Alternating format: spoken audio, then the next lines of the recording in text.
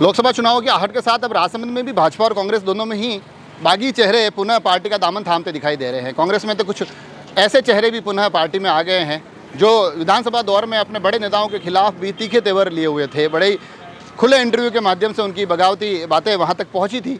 मगर अब कांग्रेस और भाजपा दोनों ही तरफ से ये चीज़ें लगातार चल रही है। जहाँ कांग्रेस में जो नाम मैं बताने जा रहा हूँ, जिसमें कि प्रकाश चौधरी का नाम होता है, ब्लॉक अध्यक्ष रहे हुए हैं, चुनावों के दौरान बड़े नाराज दिखाई दे रहे थे। हमारे चैनल पर एक इंटरव्यू भी आया था जिसमें कि खुलकर उन्होंने अपनी पार्टी की रीति नीति का विरोध किया था।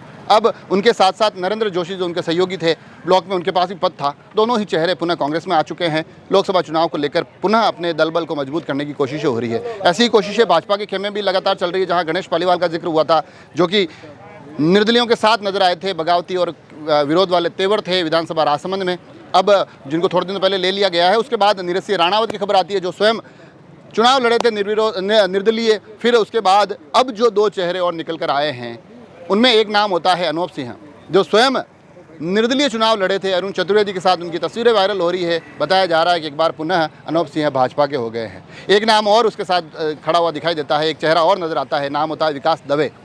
सेवंतरी सरपंच हैं, वो भी विधानसभा के दौर में अपने विधायक सुरेंद्र सिंह राठौड़, विधायक प्रत्याशी सुरेंद्र सिंह राठौड़ से थोड़े खफा नजर आते थे। बड़ी मोर्चेबंदी मजबूत उस दौर में की गई थी, मगर वो तमाम मोर्चेबंदियां अब धीरे धीरे ऐसा लग रहा है कि लोकसभा चुनाव आते आते पुनः उन्हीं पालों में खड़ी दिखाई देती है जो पाले पहले छूट गए थे। तो कुल मिलाकर कहानी ये है कि लोकसभा चुनाव को लेकर कोई भी पार्टी किसी को भी नाराज़ नहीं रखना चाहती है, अपनी ताकत को बड़ी मजबूत तरीके से अपने साथ खड़े हुए अड़े हुए दिखाना चाहती है। तो उसी जद्दोजहद में कांग्रेस एक बार पुनः प्रकाश चौधरी की तरफ बढ़ती दिखाई देती है। साथ में नरेंद्र जोशी नजर आते हैं। खेमे को मजबूत करने की कोशिश कांग्रेस की तरफ से हो रही थी। भाजपा भी कुछ ऐसी कोशिशें अनूप सिंह, विकास दवे, राणावत और गणेश पालीवाल के माध्यम से करती नजर आ रही है। कुल मिलाकर अब इनका असर कितना होगा, ये देखने वाली बात होगी।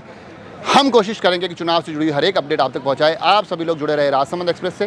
धन्यवाद।